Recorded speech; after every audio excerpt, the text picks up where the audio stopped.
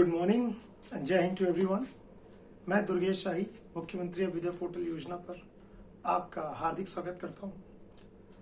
और आज हम अपनी पॉलिटी के क्लास को एक बड़े महत्वपूर्ण चैप्टर कॉन्स्टिट्यूशनल बॉडीज, संवैधानिक संस्थाओं से आगे बढ़ाएंगे।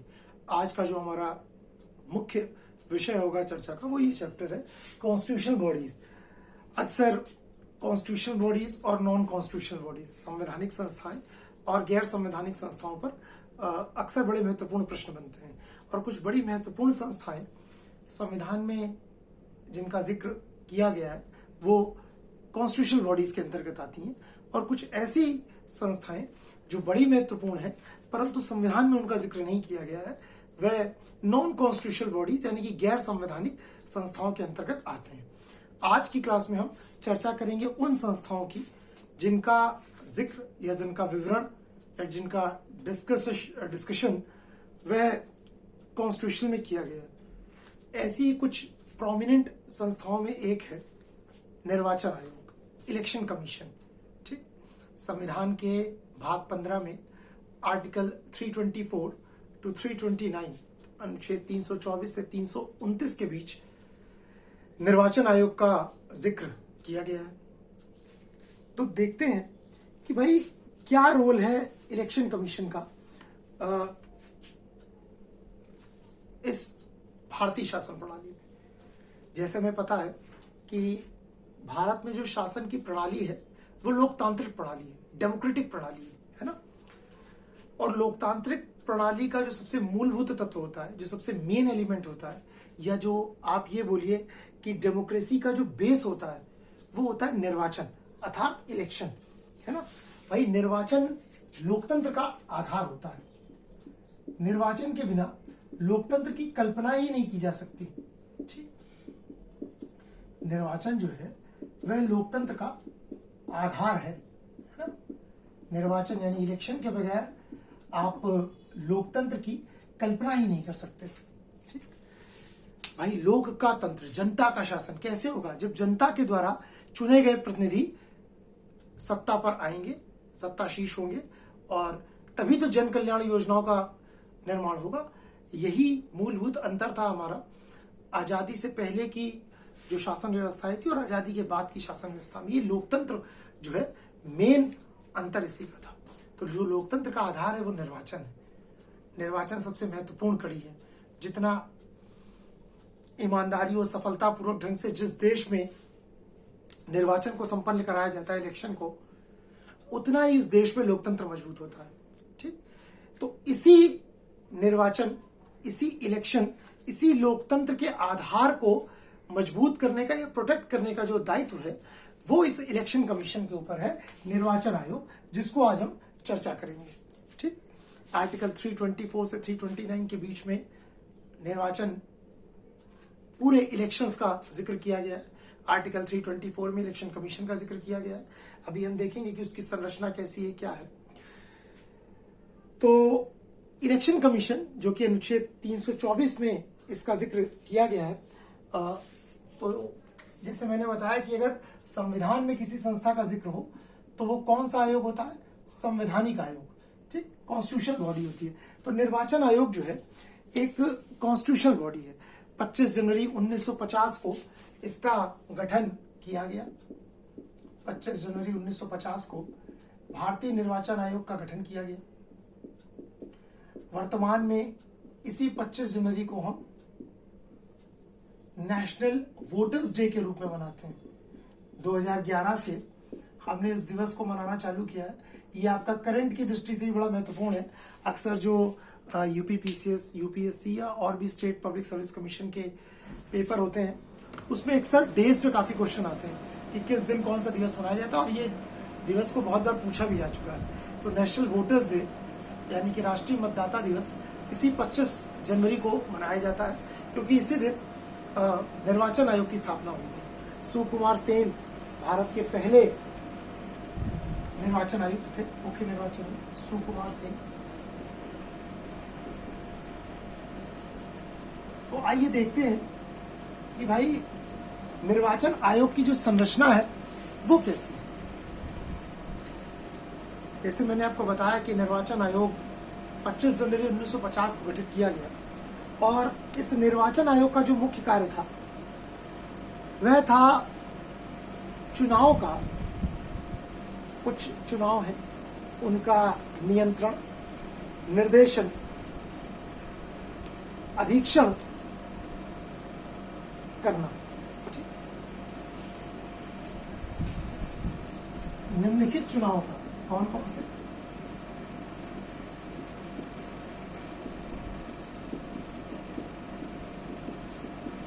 नियंत्रण यानी कि कंट्रोल करना, निर्देशन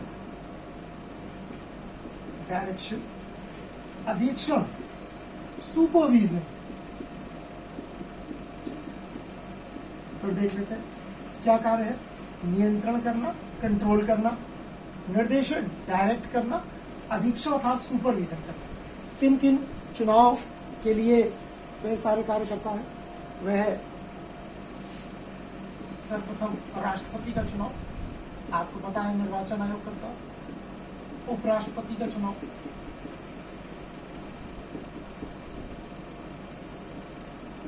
संसद के चुनाव यानी कि राज्यसभा और लोकसभा दोनों का चुनाव वही कंडक्ट कराता है, संसद का। और चौथा जो चुनाव है वह राज्य विधानमंडल के चुनाव यानी कि राज्य की विधान सभा और विधान परिषद के चुनाव। जहां पर विधान परिषद है वहां विधान परिषद के भी, और जहां विधान परिषद नहीं है वहां तो आपको पता है कि सिर्फ विधानसभा तो हर जगह होगी, तो वहां सिर्फ विधानसभा। तो मोटा मोटे स्वरूप में कुल 4 चुनाव को संपन्न कराता है राष्ट्रपति, उपराष्ट्रपति, संसद एवं राज्य विधानमंडल के चुनाव का नियंत्रण, निर्देशन और अधीक्षण कराने का अधिकार जो है वह राष्ट्रपति के पास, निर्वाचन आयोग के पास होता है। ठीक। नियंत्रण से मतलब है कि वो पूरी तरह से कंट्रोल करता है चुनाव। ठीक, कि कैसे होगा, क्या होगा, ठीक, किस प्रशासनिक मशीनरी को कैसे लगाना है, कहाँ लगाना है। सारी प्रशासनिक मशीनरी इलेक्शंस के टाइम में निर्वाचन आयोग के कंट्रोल में आ जाती है। तो कैसे इस पूरी एडमिनिस्ट्रेटिव बॉडी को यूज करना है, ठीक, कितनी केंद्रीय बलों को लगाना है, कहाँ लगाना है, कितने राउंड में चुनाव करवाना है ना, ये 4 चरण में कराना है, 5 चरण में कराना है, 6 चरण में कराना है। जैसा जैसे उत्तर प्रदेश में 7 चरण में चुनाव लास्ट टाइम संपन्न हुए थे। ठीक, तो सब कुछ नियंत्रण वो करता है, निर्देशन डायरेक्शन भी वो देता है। ठीक, कैसे कैसे क्या होगा, इस बार क्या होगा, सीसीटीवी कैमरा की रिकॉर्डिंग होगी नहीं होगी, कैसे होगा, जोनल मजिस्ट्रेट क्या बनेगा, क्या सारा सिस्टम, इस सारे सिस्टम को। और अधीक्षण सुपरविजन, एक एक चीज की निगरानी भी करता है। ठीक, तो निर्वाचन आयोग का जो मुख्य दायित्व है वह यही है। अगर हम इसको समझें तो हम लोग को पता है कि भारत में 18 वर्ष से ऊपर के जितने भी लोग हैं वह चुनाव में अपने मत का प्रयोग कर सकते हैं, यानी अपने मत अधिकार का प्रयोग कर सकते हैं। आर्टिकल 326 में इस चीज की बात की गई है। आर्टिकल 326 में यूनिवर्सल वोटिंग राइट की, सार्वत्रिक मताधिकार की बात की गई। बहुत बार क्वेश्चन आता है कि मत देने का अधिकार संवैधानिक अधिकार है या वैधानिक अधिकार है। ये बड़ा कंफ्यूजिंग क्वेश्चन है। कभी कभी कुछ जगहों पर इसको वैधानिक अधिकार माना गया, कुछ जगहों पर संवैधानिक, परंतु अधिकांशतः इसको जहां पर अगर दोनों ऑप्शन हो तो आप दोनों मानिएगा, अगर एक में आए तो आप वैधानिक अधिकार मानिएगा। लीगल राइट है कॉन्स्टिट्यूशन में, यानी कि वोटिंग आपका मत का अधिकार देना। अनुच्छेद 327 के अनुसार निर्वाचन आयोग संसद के चुनाव करवाता है। आर्टिकल 327 के अनुसार संसद के चुनाव, और आर्टिकल 328 के अनुसार वह निर्वाचन आयोग राज्य विधानमंडल के चुनाव को संपन्न कराता है। ये आप आर्टिकल कुछ याद रख लीजिएगा। ठीक, 324 में निर्वाचन आयोग का जिक्र है, 326 में वह वोटिंग राइट की बात होती है, 327 के तहत वह संसद के चुनाव और 328 के तहत वह राज्य विधानमंडल के चुनाव संपन्न कराता है। इसके अलावा ये जो भी संसद के और विधानमंडलों के चुनाव होते हैं वो हमें पता है पीपल रिप्रेजेंटेटिव एक्ट के द्वारा होते हैं। ठीक, जनप्रतिनिधित्व अधिनियम 1950, फिर 51, फिर 52, इसी के अनुसार जो है ये चुनाव कंडक्ट होते रहते हैं। अब थोड़ा सा चुनाव आयोग की संरचना को समझना आवश्यक है। ये तो हमने देखा कि कब उसका गठन हुआ, क्या क्या वह कार्य करता है ना, कि भाई 25 जनवरी 1950 को उसका गठन हुआ। सुकुमार सेन भारत के पहले मुख्य निर्वाचन आयुक्त थे। आज इसी 25 जनवरी को हम राष्ट्रीय मतदाता दिवस यानी कि नेशनल वोटर्स डे के रूप में मनाते हैं। निर्वाचन आयोग का मुख्य कार्य इन चुनावों का राष्ट्रपति, उपराष्ट्रपति, संसद और राज्य विधानमंडल के चुनाव का नियंत्रण, निर्देशन और अधीक्षण करना है। अब देखते हैं भाई कि चुनाव आयोग की संरचना कैसी है, कौन कौन लोग चुनाव आयोग में शामिल होते हैं और उसका कैसा पूरा का पूरा इतिहास रहा है। अगर हम चुनाव आयोग की संरचना पर यानी कि इसके स्ट्रक्चर पर जाते हैं कि भाई कैसा है ये चुनाव आयोग, वर्तमान में अगर आप देखें तो चुनाव आयोग में इस समय 2021 में एक निर्वाचन आयोग, मुख्य निर्वाचन आयोग, एक चीफ इलेक्शन कमिश्नर और 2 इलेक्शन कमिश्नर होते हैं। एट प्रेजेंट अगर मैं आपसे बोलूं कि निर्वाचन आयोग ऐसी बॉडी है तो कुल 3 सदस्य हैं इसमें, जिसमें एक चीफ इलेक्शन कमिश्नर, मुख्य निर्वाचन आयुक्त है, 2 इलेक्शन कमिश्नर निर्वाचन आयुक्त हैं। सुनील कुमार अरोड़ा जी जो है इस समय हमारे मुख्य निर्वाचन आयुक्त हैं। लेकिन क्या ये जो निर्वाचन आयोग है प्रारंभ से ही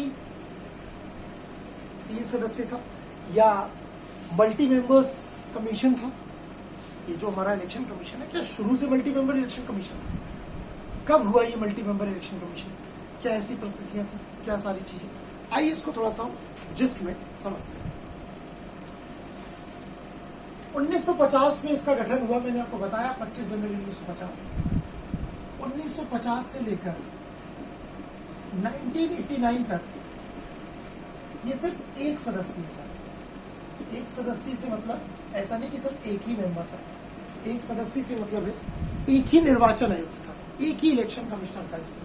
ठीक, अब वही चीफ इलेक्शन कमिश्नर भी था, वही इलेक्शन कमिश्नर भी था। ठीक, तो एक ही व्यक्ति था जो पूरे इलेक्शन कमीशन को होल्ड करता था।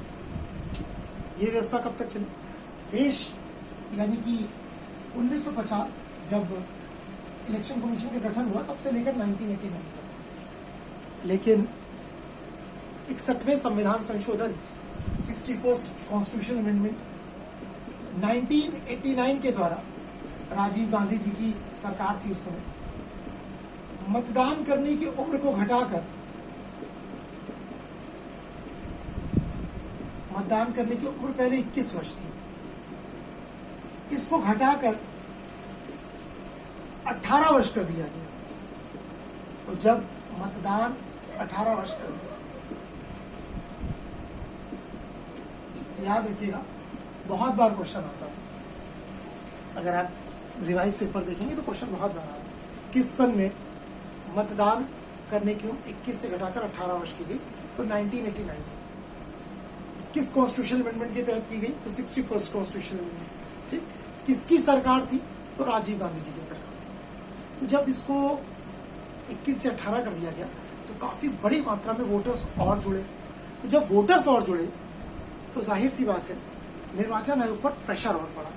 ठीक, उनका कार्य और ज्यादा होने लग गया, क्योंकि अभी हम इसके कार्यों को देखेंगे तो मतदाता सूची तैयार कराने से लेकर वोटर लिस्ट प्रिपेयर कराने से, वोटर आईडी कार्ड देने से लेकर वोटिंग को संपन्न कराने के पश्चात जो विनिंग कैंडिडेट होता है उसको सर्टिफिकेट देने से लेकर विजेताओं की सूची, अगर लोकसभा और राज्यसभा के चुनाव है तो राष्ट्रपति को, और अगर विधान मंडल के चुनाव है तो राज्यपाल को सौंपने के पश्चात जाके निर्वाचन आयोग का चुनाव जो है काम खत्म होता है। तो कोई छोटा मोटा काम नहीं है। आप समझिए, वोटर लिस्ट तैयार कराने से लेकर विजेताओं की सूची राष्ट्रपति या राज्यपाल, अगर संसद के चुनाव है तो राष्ट्रपति, राज्य विधानमंडल के चुनाव है तो राज्यपाल को देने तक एक बहुत विस्तृत काम होता है। तो जब वोटर्स की संख्या काफी बढ़ी तो निर्णय लिया गया कि भाई अब एक सदस्य, तो अगर निर्वाचन आयोग रहेगा एक ही इलेक्शन कमिश्नर तो बर्डन बहुत बढ़ जाएगा। तो इस करके 16 अक्टूबर 1989 को राष्ट्रपति ने 16 अक्टूबर 1989 को राष्ट्रपति ने इसको 3 सदस्यीय बना दिया, अर्थात आज जैसा एक chief election commissioner plus 2 election commissioner. परंतु जब ये किया गया तो सरकार के इस निर्णय की बड़ी तीव्र आलोचना की गई। ठीक, सरकार के निर्णय की तीव्र आलोचना की गई। कुछ लोगों ने बोला कि सरकार निर्वाचन आयोग पर कंट्रोल करने जा रही है, अर्थात निर्वाचन आयोग की शक्तियों को बांट रही है। क्योंकि अब पहले क्या था, चीफ इलेक्शन कमिश्नर पर कोई प्रेशर नहीं होगा। जब एक सदस्य होगा, जो उनका मन करेगा उस हिसाब से निर्णय लेंगे। लेकिन अब अगर एक चीफ इलेक्शन कमिश्नर और 2 इलेक्शन कमिश्नर कर दिए, अर्थात 3 लोग, तो अब बहुमत के आधार पर कार्य होगा। यानी कि अगर 2 लोग किसी काम के फेवर में नहीं है, मानिए चीफ इलेक्शन कमिश्नर कोई निर्णय लेते हैं और 2 इलेक्शन कमिश्नर अगर उसके काम के फेवर में नहीं है, तो वो काम पॉसिबल हो नहीं पाएगा, रुक जाएगा, क्योंकि 2 लोग सहमत नहीं है, मेजॉरिटी उस तरफ होगी। तो बोला गया एक तरह से चीफ इलेक्शन कमिश्नर के पावर को कम करने का प्रयास किया जा रहा है। ठीक, उसकी पावर्स को आप क्या कर रहे हो, शैटर्ड कर रहे हो, बांट रहे हो। सरकार के इस निर्णय की बड़ी तीखी आलोचना की गई और 16 अक्टूबर 1989 में इसका गठन होने के पश्चात 1 जनवरी 1990, यानी कि अगर आप देखिए तो नवंबर दिसंबर मुश्किल से 2.5 महीने के बाद 1 जनवरी 1990 से पुनः इलेक्शन कमीशन को 1 सदस्य कर दिया गया। पुनः दोबारा सरकार ने अपने कदम को वापस ले लिया, पुनः 1 सदस्य बना दिया गया।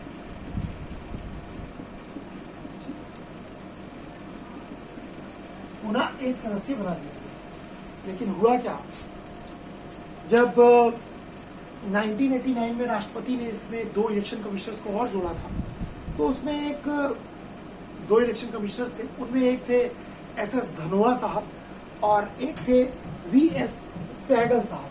ठीक, कौन थे, एक थे SS धनोआ साहब और एक थे VS सहगल साहब। तो ये जो धनोआ साहब थे, इन्होंने भारत सरकार के खिलाफ केस कर दिया। धनोआ साहब ने कर दिया केस, बड़ा फेमस केस रहा, SS Dhanoa versus central government. क्योंकि भाई केंद्रीय निर्वाचन आयोग है तो केंद्र सरकार के खिलाफ केस होगा। केंद्र सरकार के खिलाफ अगर कभी भी किसी को कोई केस करना होता है, मैंने आपको बताया था सुप्रीम कोर्ट और हाई कोर्ट में, अगर कभी केंद्र सरकार एक पक्ष होता है कहीं पर भी, तो सीधा मैटर सुप्रीम कोर्ट में चलाया जा सकता है। अगर राज्य सरकार है तो हाई कोर्ट। तो सुप्रीम कोर्ट में ये केस गया और सुप्रीम कोर्ट ने निर्णय दिया कि देखिए, राष्ट्रपति को यह अधिकार है कि आर्टिकल 324(2) के तहत वह निर्वाचन आयोग को बहुसदस्यीय बनाए या एक सदस्यीय बनाए। ठीक, इस पर किसी भी प्रकार का प्रतिबंध नहीं लगाया जा सकता या कोई रिस्ट्रिक्शंस नहीं लगाई जा सकती। तो उनका ये निर्णय आया 90 में, जब ऐसा किया गया, उन्होंने केस किया और ये निर्णय आया। तत्पश्चात 1993 से, है ना, 1 अक्टूबर 1993 में, यानी कि सुप्रीम कोर्ट के फैसले के बाद, जब उन्होंने बोला कि भाई निर्वाचन आयोग कितने सदस्य होगा, इन सभी चीजों के शक्तियां राष्ट्रपति में नहीं थे, तो राष्ट्रपति ने दोबारा इसको 3 सदस्य बना दिया। ठीक, पुनः 3 सदस्यीय बना दिया गया, 3 सदस्यीय बना दिया गया।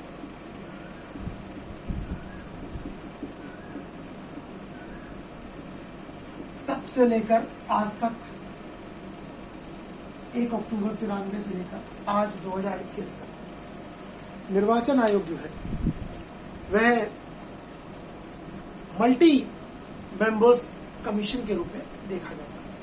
वर्तमान में भी एक चीफ इलेक्शन कमिश्नर और 2 इलेक्शन कमिश्नर हैं। सुनील कुमार अरोड़ा जी हमारे जो है वह मुख्य निर्वाचन आयुक्त हैं। और अब ये बोला गया, जब 93 में एक एक्ट बना दिया गया, एक कानून बना दिया गया कि अब ये मल्टी मेंबर्स कमीशन होगा, और तब से ये बोला गया कि अब इलेक्शन कमीशन जो भी काम करेगा वो सर्वसम्मति के आधार पर करेगा, यानी कि यूनानिमस डिसीजन के आधार पर करेगा। चीफ इलेक्शन कमिश्नर और दोनों इलेक्शन कमिश्नर दोनों की सहमति होनी चाहिए किसी भी कार्य की, यानी तब 1993 से 2021 तक अब जो भी काम होंगे वे सब के सब सर्वसम्मति यानी यूनानिमस डिसीजन से होंगे। चीफ इलेक्शन कमिश्नर जो भी निर्णय लेंगे उसमें दोनों निर्वाचन आयुक्तों की, इलेक्शन कमिश्नर्स की सहमति होनी चाहिए। बिना उनकी सहमति के चीफ इलेक्शन कमिश्नर भी कोई कार्य नहीं कर सकते। अगर बाकी के दोनों इलेक्शन कमिश्नर जो हैं वह अगर सहमत नहीं होते हैं तो फिर वो चीज नहीं हो पाएगी। तो इस प्रकार कुछ आपने इलेक्शन कमीशन का गठन देखा कि कैसे इसकी संरचना हुई। 1950 से 89 तक कैसे ये एक सदस्यीय इलेक्शन कमिश्नर के रूप में था। फिर 1989 में जब वोटिंग एज को 21 से घटाकर 18 कर दिया गया 61st कॉन्स्टिट्यूशन अमेंडमेंट के तहत, तो बड़ा प्रेशर के तहत जो है उसके भार को कम करने के लिए 3 सदस्यीय बनाया गया। लोगों का, अपोजिशन का काफी विरोध हुआ, सरकार का विरोध हुआ, सरकार ने इस कदम को वापस लिया। एसएस धनोआ साहब ने केस कर दिया। केस के बाद सुप्रीम कोर्ट ने निर्णय दिया कि राष्ट्रपति में इसकी शक्तियां निहित होती हैं, और 1993 से एक एक्ट के तहत जो है सुप्रीम कोर्ट ने ये जजमेंट दिया, और फिर तब से इलेक्शन कमीशन को मल्टी मेंबर्स कमीशन बना दिया गया, यानी 3 सदस्यीय। ठीक, और कैसे बताया गया कि भले ही एक चीफ इलेक्शन कमिश्नर और 2 इलेक्शन कमिश्नर, लेकिन इसका मतलब ये नहीं कि चीफ इलेक्शन कमिश्नर अपने मन से कोई कार्य करेंगे। सारे निर्णय जो है वो सर्वसम्मति से अर्थात यूनानिमस डिसीजन के तहत लिए जाएंगे। ठीक, अब हम आ जाते हैं कि सदस्यों का पदावधि यानी कि टर्म ऑफ ऑफिस कितने समय तक रहते हैं, कैसे इसका रिन्यूअल होता है, इन सारी चीजों पर आते हैं। ठीक ठीक, आई होप इतना आपने नोट कर लिया होगा। बड़े ध्यान से समझिएगा, बड़ा इंटरेस्टिंग चैप्टर है और बड़ा रोचक है। क्वेश्चंस भी बहुत बनते हैं और बड़ा इंटरेस्टिंग भी है, क्योंकि इलेक्शन आपको पता है भारत में हर नागरिक, चाहे वो सिविल सर्विसेज की तैयारी कर रहा हो या ना कर रहा हो, ठीक, चाहे वो स्कूल कॉलेज में पढ़ने वाला विद्यार्थी हो, इलेक्शन में सबका इंटरेस्ट होता है ना।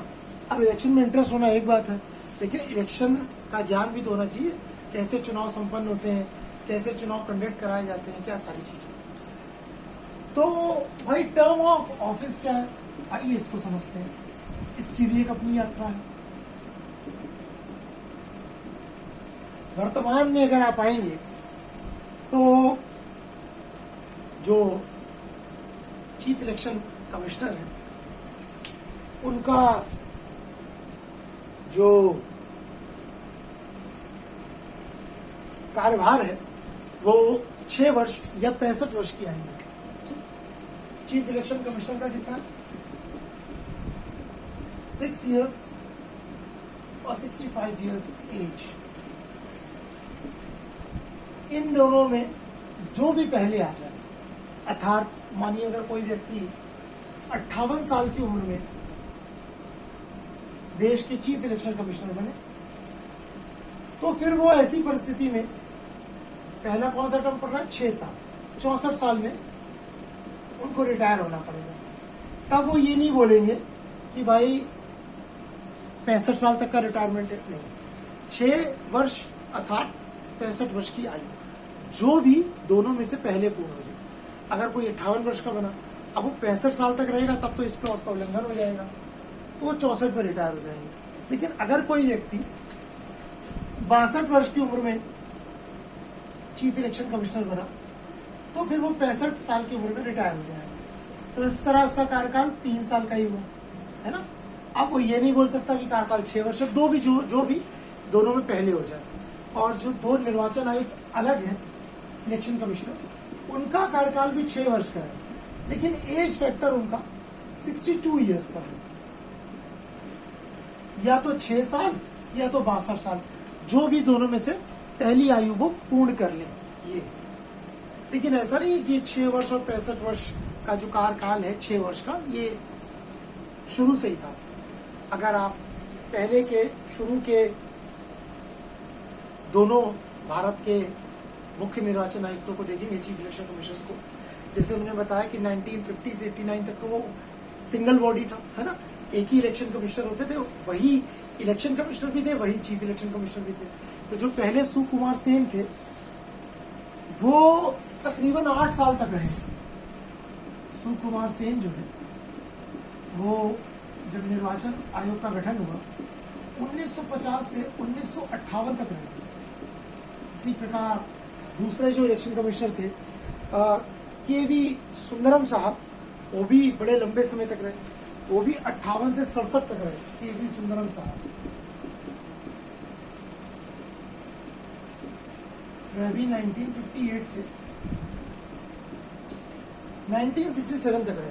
तो अगर आप देखोगे तो तकरीबन 8 साल के आसपास का टेन्योर आ रहा है, ठीक। बाद में ये जो मैंने आपको व्यवस्था लिखवाई है ये 1972 से की गई। 1972 से ये व्यवस्था की गई कि भाई ना 6 वर्ष और 65 वर्ष। पहले क्या था 8 वर्ष तक, क्यों कोई टेन्योर फिक्स नहीं किया गया। बाद में टेन्योर फिक्स किया गया कि अब अगर कोई व्यक्ति जो भारत का मुख्य निर्वाचन आयुक्त हुआ, ठीक, उस समय तक तो 72 तक तो सिर्फ एक ही व्यक्ति थे, 1989 तक मैंने आपको लिखा है। अब उनका 8 वर्ष का नहीं होगा, अब उनका कार्यकाल क्या हो जाएगा, सिर्फ 6 वर्ष या 65 वर्ष फिक्स कर दिया गया, ठीक। दोनों में से जो भी वो पूर्ण कर लें, ठीक। अब ऐसा नहीं कि कोई व्यक्ति 8 साल तक रहेगा, तो 72 से क्लॉज कर दिया गया, ठीक। और जब बाद में 2 और निर्वाचन आयुक्तों को जोड़ा गया तो बोला कि भाई मुख्य निर्वाचन आयुक्त तो 6 वर्ष या 65 वर्ष, और जो अलग दोनों निर्वाचन आयुक्त थे उनकी एज कर दी गई 6 वर्ष या 62 वर्ष, ठीक। ये जो है वह कर दी गई। इसी प्रकार अगर भारत के चीफ इलेक्शन कमिश्नर या फिर इलेक्शन कमिश्नर्स अपने पद से उनको मुक्त करने के भी कुछ तरीके हैं। जैसे सबसे पहली बात तो है कि वह अपनी इच्छा से त्याग पत्र देते हैं, है ना। हर एक में देखते हैं, चाहे राष्ट्रपति का हो, उपराष्ट्रपति का हो, सांसद का हो, सबका। पहली चीज वह अपनी इच्छा से त्याग पत्र दे दे। तो ये तो भाई सिंपल चीज होगी, अपनी मर्जी से कोई रिटायरमेंट ले ले, ये इंपॉर्टेंट नहीं। इंपॉर्टेंट होता है कि अगर वह अपने पद पर बना हुआ है, अगर वो अपनी इच्छा से त्याग पत्र नहीं देता तो फिर कौन सा तरीका है कि उसको उसके पद के बीच से हटाया जा सकता है। ऐसा तभी करा जा सकता है जब कोई कदाचार का मामला हो, ठीक। यानी कि जब ऐसा समझा जाए कि भाई इलेक्शन कमिश्नर या चीफ इलेक्शन कमिश्नर अपने दायित्वों का उचित तरीके से निर्वहन नहीं कर पा रहे, ठीक। अगर उसको त्यागपत्र देना होगा तो चीफ इलेक्शन कमिश्नर अपना त्यागपत्र राष्ट्रपति को सौंप सकते हैं। लेकिन अगर हटाना है तो उसको हटाने का बिल्कुल वही तरीका है जो सर्वोच्च न्यायालय के मुख्य न्यायाधीश को हटाने का था, यानी कि प्रोसेस ऑफ इम्पीचमेंट, है ना। आपको पता है लोकसभा है तो कम से कम 100 लोग, 100 सदस्य इसका प्रस्ताव रखेंगे, राज्यसभा है तो 50 लोग। प्रस्ताव करने के बाद इनको नोटिस जाएगा, 14 दिन पहले जब भी ये प्रोसेस चालू होगा बताना पड़ेगा। जिस भी सदन से प्रक्रिया चालू होगी कम से कम 2/3 सदस्यों द्वारा जो है मेजोरिटी से उस सदन से इसको पारित होना चाहिए। एक सदन द्वारा पारित होने के पश्चात एक जांच कमेटी बैठेगी, दूसरे में जो है सदन में चीफ इलेक्शन कमिश्नर को अपना पक्ष रखने का अधिकार होगा, और पक्ष रखने के पश्चात जो है दूसरे सदन द्वारा भी इसको 2/3 बहुमत से पारित किया जाएगा। और 2 तिहाई बहुमत से पारित हो जाने के पश्चात जो निर्वाचन आयुक्त या मुख्य निर्वाचन आयुक्त हैं, फिर उनको उनके पद से अगर पारित हो जाएगा तो फिर राष्ट्रपति उनको जो है संदर्भित करके हटा सकते हैं। ठीक, लेकिन बहुत कठिन प्रोसेस है, आपको पता है सर्वोच्च न्यायालय के न्यायाधीश को हटाने का। उसी प्रकार इनको भी बड़ी आसानी से नहीं हटाया जा सकता है। ठीक, बड़ा कठिन प्रोसेस है, अभी तक किसी को ऐसे हटाया नहीं है। बहुत कठिन प्रोसेस होता है 2/3 मेजोरिटी से दोनों हाउसेस से पास होना। ठीक, आगे देखते हैं कि आयोग के क्या क्या कार्य और क्या क्या शक्तियां हैं। ठीक, मेन प्रोसेस तो यही है। ठीक भाई, इलेक्शन जो कराया जाता है वो किस प्रकार से कराया जाता है, that was the main power of election commission. ठीक, इससे पहले कुछ फैक्ट है, अगर आप चाहो तो लिख लीजिए। भाई, तीसरे मुख्य निर्वाचन आयुक्त के कार्यकाल से ये 6 वर्ष और 65 वर्ष वाला टर्म चालू हुआ था तीसरे निर्वाचन आयुक्त से। ठीक, उस समय जो निर्वाचन आयुक्त थे तीसरे, वो कोई जो है MP सेन वर्मा जी थे, उनके समय से काम चालू हुआ था। आज तक भारत में एकमात्र चीफ इलेक्शन कमिश्नर, लेकिन वो कार्यवाहक थी। जब चीफ इलेक्शन कमिश्नर का पद रिक्त था तो उनको कुछ समय के लिए बनाया गया था, कार्यवाहक नहीं है। ठीक है, श्रीमती रमा देवी आज तक अकेली चीफ इलेक्शन कमिश्नर भारत की रही है, श्रीमती रमा देवी। तो एग्जाम में पूछा जा चुका है ये क्वेश्चन। ठीक, लेकिन ये कार्यवाहक चीफ इलेक्शन कमिश्नर रही थी, याद रखिएगा। ठीक, ऐसे क्वेश्चन फैक्चुअल्स भी पूछे जाते हैं, तो हमें तो एग्जाम में सबको सही करना है। तो याद रखिएगा, श्रीमती रमा देवी आज तक भारत की अकेली चीफ इलेक्शन कमिश्नर रही है जो कि कार्यवाहक रही है। ठीक, अभी तक कोई महिला भारत की चीफ इलेक्शन कमिश्नर बनी नहीं है, यही बनी थी, लेकिन ये भी कार्यवाहक थी, परमानेंट नहीं थी। ठीक, अब हम देखते हैं द मोस्ट इंपॉर्टेंट सेक्शन कि भाई आयोग के कार्य क्या क्या हैं और शक्तियां क्या क्या हैं। आयोग के कार्य एवं शक्ति, मेन प्रोसेस तो यही है भाई। तो जैसे हम जानते हैं, हमने स्टार्टिंग में देखा, मेन काम क्या है इनका, इलेक्शन कराना। तो क्या इलेक्शन सिर्फ कोई छोटी प्रक्रिया है, ऐसे ही हो जाता है? देखते हैं कि कैसे इलेक्शन जो है संपन्न होता है, क्या क्या स्ट्रक्चर होता है उसका। सबसे पहले काम होता है निर्वाचन आयोग का, निर्वाचन क्षेत्रों का परिसीमन करना, डिलिमिटेशन ऑफ इलेक्शन एरियाज, परिसीमन करना। ठीक, मैंने हमारी आप लास्ट वीडियोस देखेंगे तो मैंने डिलिमिटेशन को बड़ा विस्तार से बताया। ठीक, ये दायित्व होता है सुप्रीम कोर्ट का, निर्वाचन आयोग का, कि चुनाव संपन्न कराने से पहले एक नियम है, प्रत्येक जनगणना के पश्चात जो है वो निर्वाचन आयोग जो है निर्वाचन क्षेत्रों का डिलिमिटेशन करता है। वो देखते हैं कि पॉपुलेशन इक्वली डिस्ट्रीब्यूट है कि नहीं, ऐसा तो नहीं कहीं ज्यादा है कहीं कम है, तो उस निर्वाचन क्षेत्रों का इक्वल स्वरूप में उसका डिस्ट्रीब्यूशन हो चुके। ये कार्य भी जो है वह पूर्ण रूप से आपका निर्वाचन आयोग का है। ठीक, तो ये करना आपको पता है, संसद द्वारा अब तक 4 डिलिमिटेशन आयोग बनाए जा चुके हैं, 1952, 1961 और 1967 और 2002, 4 डिलिमिटेशन। प्रत्येक जनगणना के पश्चात केंद्रीय निर्वाचन आयोग का ये काम है कि भाई वो डिलिमिटेशन कराए एरियाज का। ठीक, सीटों का, क्षेत्रों का, अगर किसी क्षेत्र में ज्यादा वोटर है, कहीं पर कम है, तो उस क्षेत्र को बांटकर पॉपुलेशन को बैलेंस किया जाए। ठीक, कहीं पर कम है तो कहीं नई सीट बना दी गई, पुरानी को खत्म कर दिया गया, कहीं पे 2 को मर्ज कर दिया गया। ये सारा काम परिसीमन का होता है। दूसरा कार्य जो है वह है मतदाता सूची तैयार कराना। सबसे कठिन काम है, बहुत बड़ी निर्वाचन आयोग की टीम लगती है। इसमें केंद्र और राज्य दोनों के कर्मचारी लगते हैं। मतदाता सूची तैयार कराना, आपको पता है आर्टिकल 326 के तहत जो है सबको वोट देने का अधिकार है ना। तो वोट कौन देगा भाई? जिसका निर्वाचन आयोग द्वारा बनाई गई सूची में नाम 18 वर्ष तक का व्यक्ति जो भी भारत का नागरिक है, ठीक, 18 वर्ष जिसने पूर्ण कर लिए हो और जिसका निर्वाचन आयोग की मतदाता सूची में नाम हो, वो व्यक्ति वोट दे सकता है। उसका वोटर आईडी कार्ड बनता है ना। निर्वाचन आयोग की एक बड़ी टीम लगती है इसके लिए, घर घर जाकर वोटर लिस्ट में नाम को जोड़ना और हटाना उनका काम होता है। आप BLO बोलते हैं, बूथ लेवल ऑफिसर्स, ठीक। देखिए सेंट्रल स्टेट रिलेशन में कितना जबरदस्त इम्पैक्ट है। निर्वाचन आयोग एक केंद्रीय संस्था है ना, केंद्र सरकार की बॉडी है, लेकिन जब ये काम करती है तो जो भी कर्मचारी होते हैं इसके, वो राज्य सरकारों के लगते हैं ना। जैसे मतदाता सूची तैयार हो रही है तो कौन लगता है उसमें प्राइमरी टीचर लगते हैं, आंगनवाड़ी के कार्यकर्ता, बालवाड़ी के कार्यकर्ता, ठीक, ये सारे लोग लगते हैं, जिसको आप BLO बोलते हैं, बूथ लेवल ऑफिसर। घर घर आते हैं, पूछते हैं आपसे कि आप क्या कोई 18 वर्ष की आयु पूर्ण कर चुका है जिसको उसमें लगना है, तो आप बताते हैं हाँ हमारे यहाँ इस बच्चे ने 18 वर्ष का आयु पूर्ण कर लिया, नाम चल गया। कोई ऐसा है जिसका देहांत हो चुका, हाँ ऐसा है, तो उसका नाम काट दिया जाता है। कोई ऐसा है जिसका वोटर आईडी कार्ड ना बना हो, हाँ इनका नहीं बना है, तो फोटो बना के वोटर आईडी कार्ड, ये सारे काम जो है निर्वाचन आयोग के होते हैं। तो सबसे पहला काम वो क्या करते हैं, इलेक्शन कराने के लिए निर्वाचन क्षेत्र का परिसीमन कराना।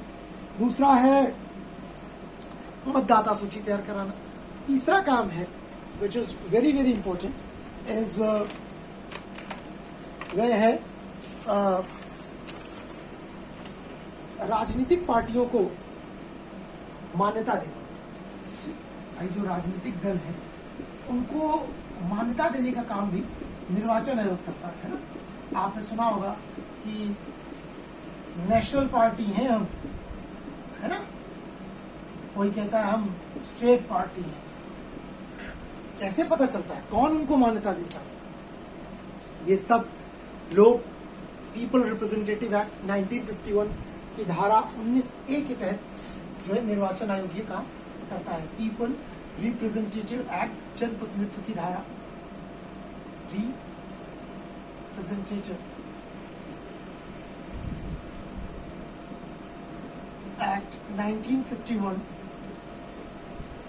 की धारा 19A के तहत ये क्लॉज है कि इलेक्शन कमीशन राजनीतिक पार्टियों को मान्यता देते हैं, ठीक। कुल 3 प्रकार के दल होते हैं, है ना। एक होते हैं राज्य स्तरीय दल, नेशनल पार्टीज, एक होती है स्टेट पार्टीज, और एक होती है रजिस्टर्ड पार्टीज। देखिए हर दल को निर्वाचन आयोग में अपना रजिस्ट्रेशन कराना होता है, ठीक, और निर्वाचन आयोग ही उनको फिर सिंबल प्रदान करते हैं, ठीक। तो ये सारे काम इनके होते हैं, ठीक। तो भाई कौन राष्ट्रीय दल है, कौन राज्य स्तरीय दल है, ये सब का निर्णय निर्वाचन आयोग करता है। तो राष्ट्रीय दलों में बनने के लिए ऐसा ही नहीं कि कोई भी पार्टी राष्ट्रीय दल बन जाएगा। अगर राष्ट्रीय दल किसी पार्टी को बनना है तो उसको कुछ फॉलोइंग नॉर्म्स को पूरा करना पड़ेगा। किसी दल को कुल लोकसभा सीटों को, अगर किसी को नेशनल पार्टी बनना है तो उसको कुल लोकसभा की सीटों का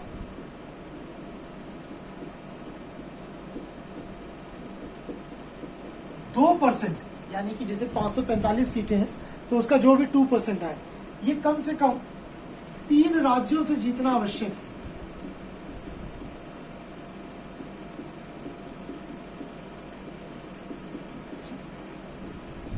कुल लोकसभा की सीटों का 2% 3 राज्यों से जीतना आवश्यक है, या फिर अथवा 4 राज्यों से 4 सीटें जीते और 4 राज्यों से लोकसभा की 4 सीटें जीत जाए।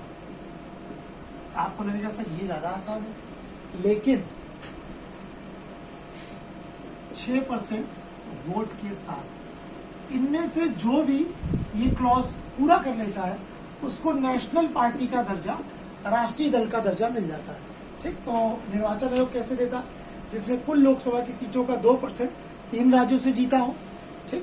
पहला तो ये, अगर ये नहीं है तो कम से कम 4 राज्यों से 4 सीटें 6% वोट के साथ जीती हैं, ठीक। वर्तमान में ऐसे कुल 8 दल जो है वो नेशनल पार्टी के दल हैं। पहला आपको पता है सबसे पुराना जो है वो है CPI, communist party of India, ठीक, 1925 का रजिस्टर्ड है ये दल। दूसरा है CPM, communist party of India, Marxist, दो में बटी है कम्युनिस्ट पार्टी ऑफ इंडिया, एक CPI एक CPM। तो CPI CPM 1964 में ये रजिस्टर्ड हुई है। तीसरी पार्टी है इंडियन नेशनल कांग्रेस, INCI, 1969 में तो विभाजन होता, 78 में बनी थी, ठीक, मोरारजी देसाई से। INCI, ठीक। आप कहेंगे सर आपने 1978 क्यों लिखा है? कांग्रेस की स्थापना तो हम लोग पढ़ते हैं कि लॉर्ड डफरिन के समय 1884 से 88 तक लॉर्ड डफरिन का कार्यकाल था, वाइसरॉय थे भारत के। उस समय 1885 में हुई थी। ये वो कांग्रेस नहीं है जो हम उस कांग्रेस की बात करते हैं। इस कांग्रेस का वो जो कांग्रेस थी तो कई बार टूटी है, और 1978 में कांग्रेस पार्टी दो भागों में विभक्त हो गई थी, एक इंडियन नेशनल कांग्रेस इंदिरा और एक मोरारजी देसाई के रूप में। तो ये जो आज आपको वर्तमान कांग्रेस दिखती है वो इंडियन नेशनल कांग्रेस इंदिरा।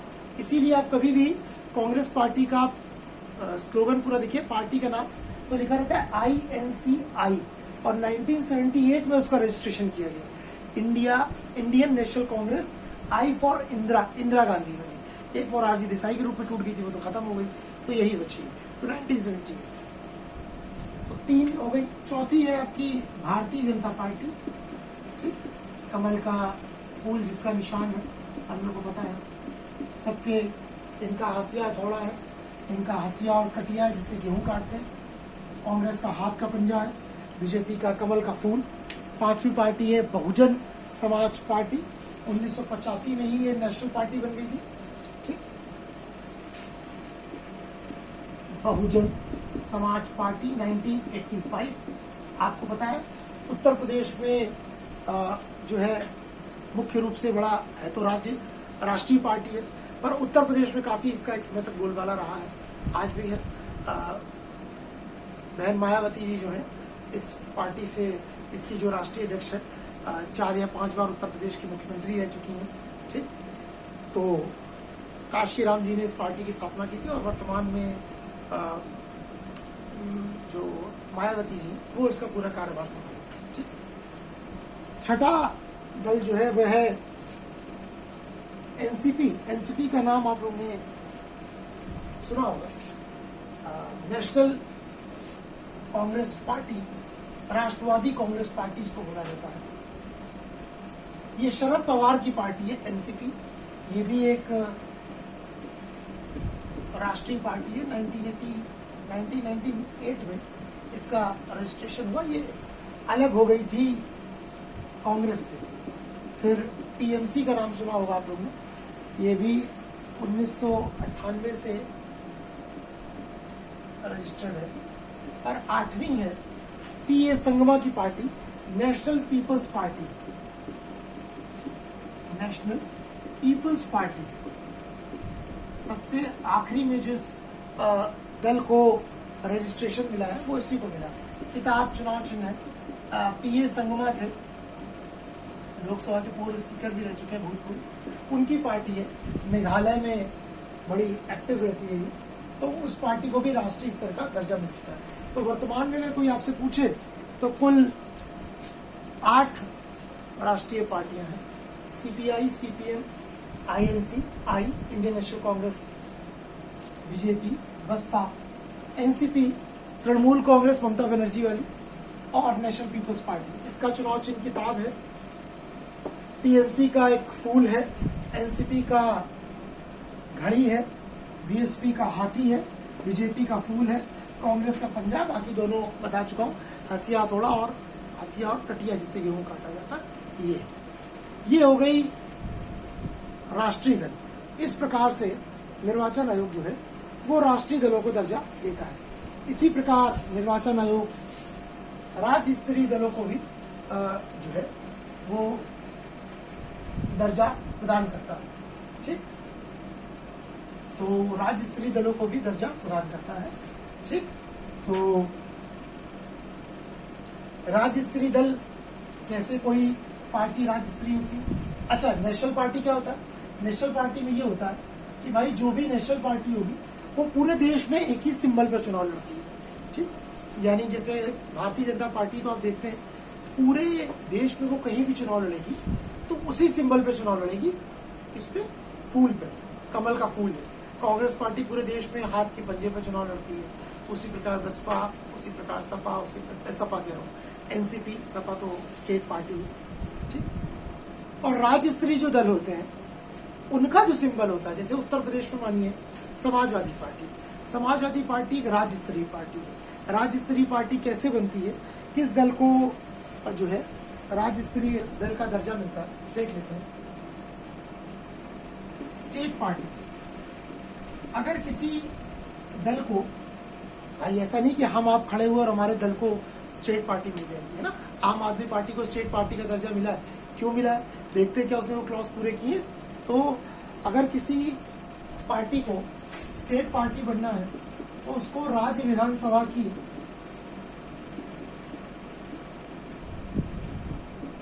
कुल सीटों का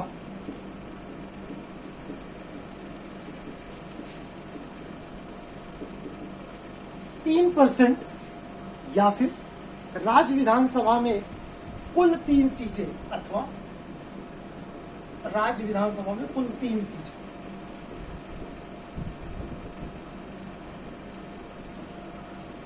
कुल 3 सीटें जीतना आवश्यक है। जो भी ज्यादा हो, जो ज्यादा होगा वही चलेगा, ठीक। अगर 3 सीटें ज्यादा हो रही हैं तो 3 सीटें, अगर 3% सीटें ज्यादा हो रही हैं तो 3%। मानिए जैसे उत्तर प्रदेश में तो स्वाभाविक बात है 3% सीटें ही ज्यादा होंगी, तो 3% सीटें जीतना आवश्यक है। अगर कोई छोटा राज्य है, ठीक, तो वहां पर अगर 3 सीटें ज्यादा हो रही तो 3 सीटें। इन दोनों में से एक क्लॉज को पूरा करना पड़ेगा, या फिर राज्य विधानसभा की और राज्य विधानसभा की 2 सीटें वो जीत जाए, लेकिन उसको कम से कम 6% वोट मिला हो। राज्य विधानसभा की 2 सीट 6% वोट के साथ अगर दोनों में से कोई नॉर्म वो पूरा कर लेता है तो फिर ऐसी पार्टी को राज्य स्तरीय पार्टी का दर्जा मिल जाता है। इस समय कुल 52 स्टेट पार्टियां हैं, ठीक। जैसे आपने सुना होगा समाजवादी पार्टी, सपा साइकिल चुनाव चिन्ह है, तो उत्तर प्रदेश में वो साइकिल पर चुनाव लड़ेंगे। अब अगर वो उत्तर प्रदेश से मानिए बिहार चले गए, तो बिहार में अगर किसी पार्टी का सिंबल साइकिल नहीं है तब तो समाजवादी पार्टी साइकिल पर चुनाव लड़ सकती है। लेकिन अगर किसी वहां पर रजिस्टर्ड पार्टी का पहले से ही चुनाव चिन्ह साइकिल है तो समाजवादी पार्टी साइकिल पर चुनाव नहीं लड़ सकती, ठीक। तो समाजवादी पार्टी, आम आदमी पार्टी, झाड़ू जैसे उनका चुनाव चिन्ह है, वो भी राज्य स्तरीय पार्टी है। जेडीयू बिहार में एक्टिव है, नीतीश कुमार वाली, तीर उसका चुनाव चिन्ह है, ठीक। शिवसेना तीर धनुष उनका चुनाव चिन्ह है, महाराष्ट्र की स्टेट पार्टी है। ऐसी कई राज्य स्तरीय पार्टी है, डीएमके, एआईडीएमके, सारी ये सब स्टेट पार्टी है, ठीक। तो तीसरा काम तो हो गया राज्य स्तरीय दलों को दर्जा देना, ठीक। चौथा मैंने आपको बताया राजनीतिक दलों का चुनाव चिन्ह आवंटित करना। 3 काम हो गए। चौथा है राजनीतिक दलों को चुनाव चिन्ह प्रदान करना, है ना।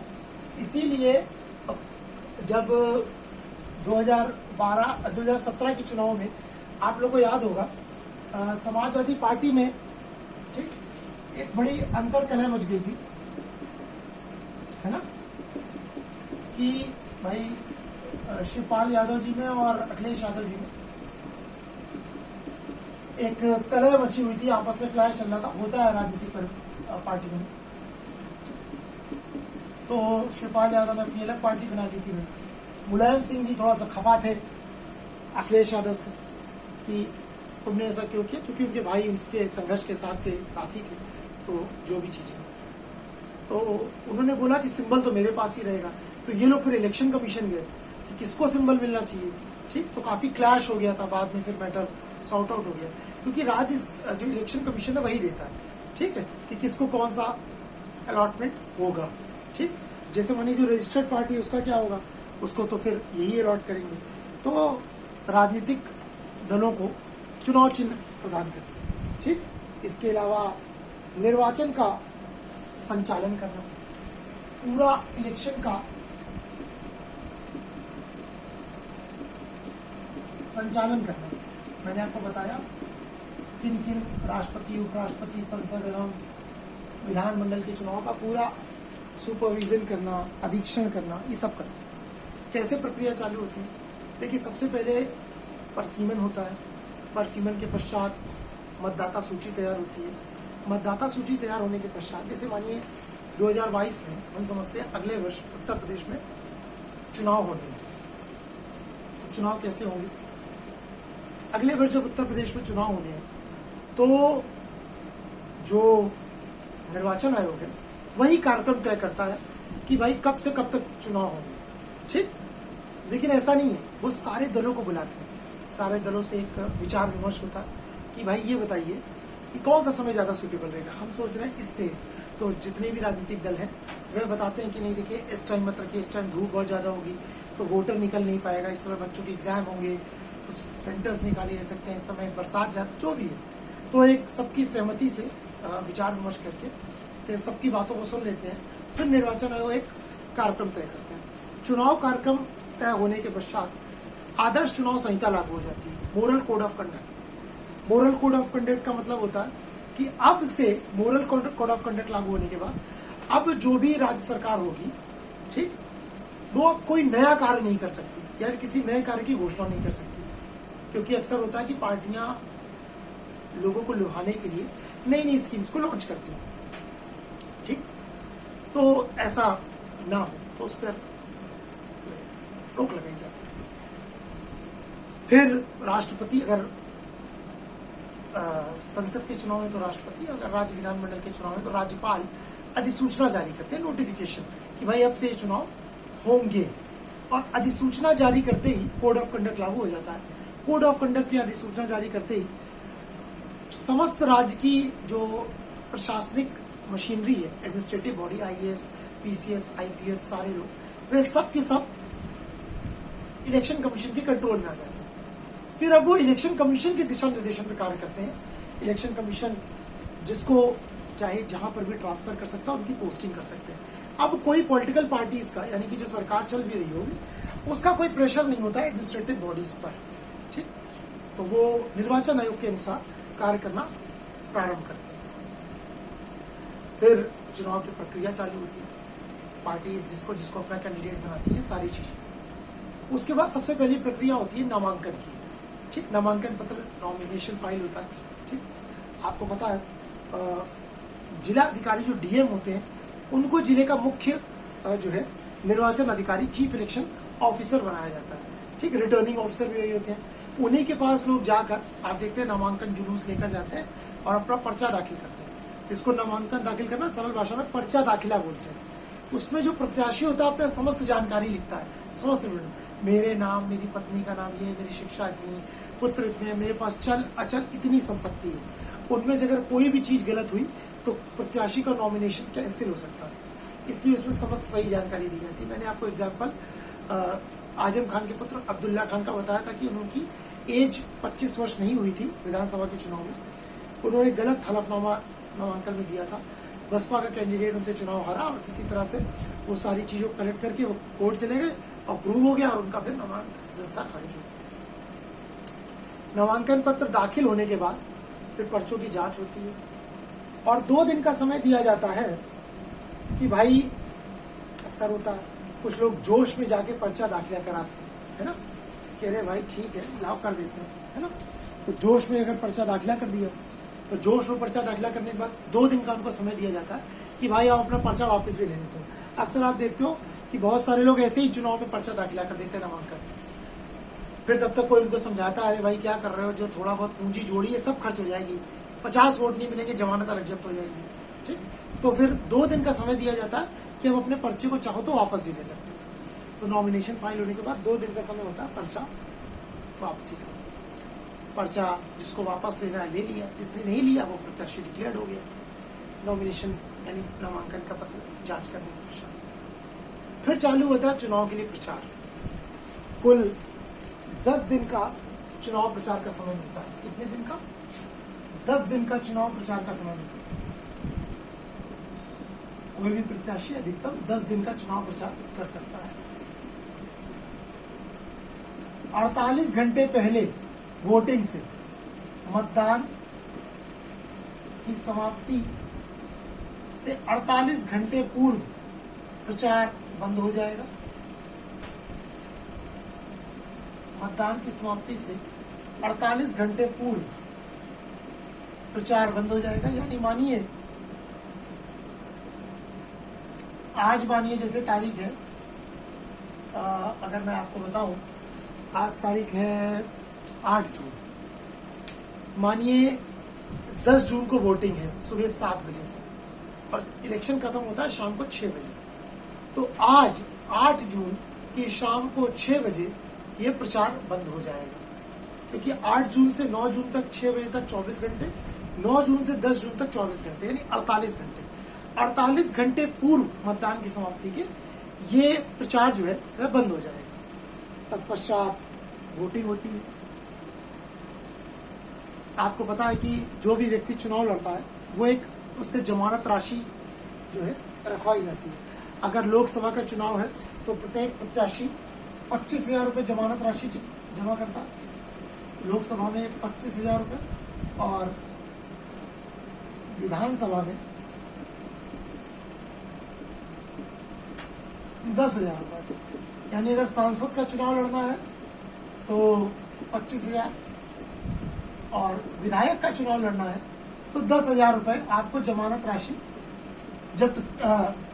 जमा करनी होगी। और किसी भी कैंडिडेट को अगर जितने लीगल वोट पड़े हैं उसका 1/6 वोट नहीं मिला तो उसकी जमानत राशि क्या हो जाएगी? जब्त।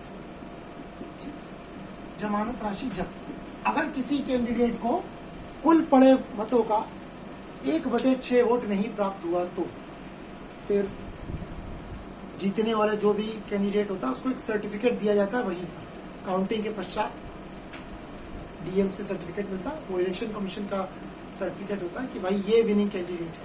जब तक कैंडिडेट को सर्टिफिकेट नहीं मिलेगा तब तक वो विजेता घोषित नहीं किया जाता। तो सर्टिफिकेट लेने के बाद ही जो है फिर वापस आया जाता है। लोकसभा और विधानसभा के चुनाव के लिए खर्च राशि तय की जाती है। ठीक, उसका पूरा ब्यौरा देना होता है कैंडिडेट को कि हमने इतना इतना पैसा खर्च किया। अगर लोकसभा का चुनाव है तो चुनाव प्रचार में की अधिकतम राशि बड़े राज्यों के लिए 70 लाख रुपए, छोटे राज्यों के लिए 54 लाख रुपए। यानी अगर कोई कैंडिडेट लोकसभा का चुनाव लड़ना चाहता है, उत्तर प्रदेश, राजस्थान बड़े राज्य, तो यहाँ उसको 70 लाख रुपए तक की छूट है कि 70 लाख रुपए से ज्यादा वो चुनाव प्रचार में खर्च नहीं कर सकता। ठीक, लेकिन आपको पता है 70 लाख में तो कोई चुनाव लड़ेगा नहीं। यहाँ प्रधानी के चुनाव 15-15, 20-20 लाख के हो जाते हैं, तो 70 लाख में कोई लोकसभा चुनाव कैसे लड़ेगा? अलग अलग तरीकों से मैनेज करते हैं, उसमें नहीं आना। ये याद रख लीजिए, क्वेश्चन बहुत बार आया है। लोकसभा के चुनाव में बड़े राज्यों के लिए 70 लाख रुपए अलॉट किए गए हैं खर्च के, छोटे राज्यों में 54 लाख रुपए। इसी प्रकार अगर विधानसभा का चुनाव है तो बड़े राज्यों के लिए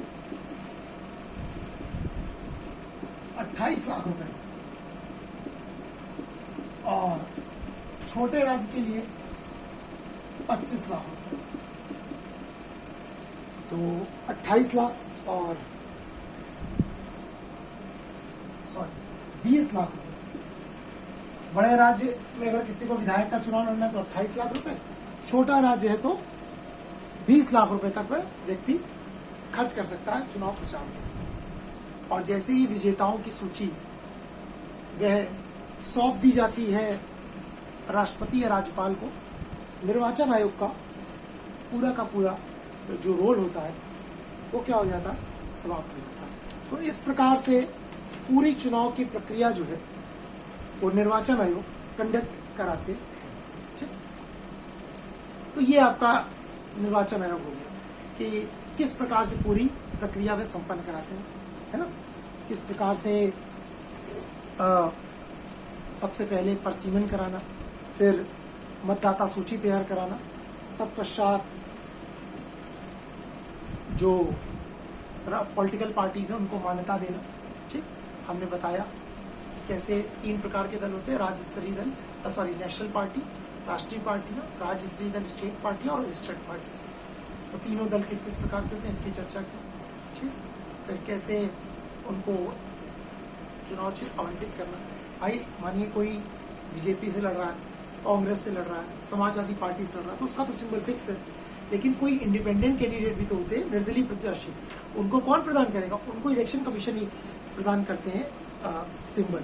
इसीलिए देखते हैं किसी का कैमरा चुनाव चिन्ह होता है, किसी का इमली, किसी का हैट, किसी का कुछ। तो ये सब काम कौन करता है? इलेक्शन कमीशन का काम है ये सभी का सभी लोगों को अलॉटमेंट करना। फिर मैंने आपको पूरी चुनाव की प्रक्रिया समझाई, कैसे परसीमन कराना, कैसे वोटर लिस्ट तैयार कराना, अधिसूचना कैसे जारी होती है, नामांकन कैसे होता है, कैसे प्रचार होता है, कैसे नामांकन वापसी का दिन, सारी चीजें। तो ये पूरा का पूरा इलेक्शन कमीशन हो गया आपके कॉन्स्टिट्यूशनल बॉडीज में।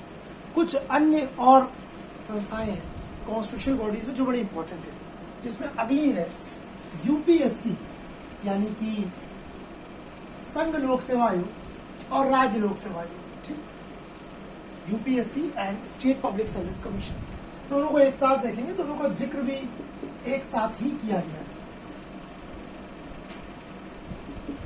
UPSC and SPSC, union public service commission, संघ लोक सेवा आयोग, और स्टेट पब्लिक सर्विस कमीशन का मतलब है राज्य लोक सेवा आयोग। ठीक, संविधान के भाग 14 में अनुच्छेद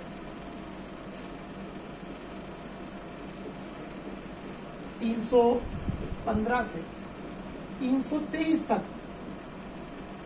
यूपीएससी और स्टेट पब्लिक सर्विस कमीशन का जिक्र किया गया है। ठीक, यूपीएससी जो है वो भारत की जो केंद्रीय भर्तियां होती हैं, बड़ी भर्तियां, उसका एक सबसे बड़ा आयोग है। एक स्वतंत्र और संवैधानिक संस्था है। संवैधानिक क्यों है? क्योंकि उसका संविधान में जिक्र किया गया अनुच्छेद 315 में, और एक ऑटोनोमस बॉडी है। क्यों है? उसके पावर्स को हम देखेंगे कि उसके अध्यक्ष क्यों एक ऑटोनोमस बॉडी है, क्या क्या उसकी पावर्स है। ठीक, संघ लोक सेवा आयोग में एक यूपीएससी में एक अध्यक्ष प्लस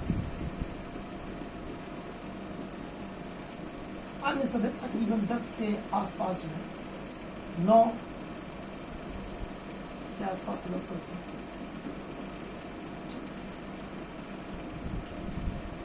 राज्य लोक सेवा आयोग में एसपीएससी में भी एक अध्यक्ष होते हैं, परंतु सदस्यों की संख्या निश्चित नहीं है। यहां पर भी 9 के आसपास सदस्य होते हैं।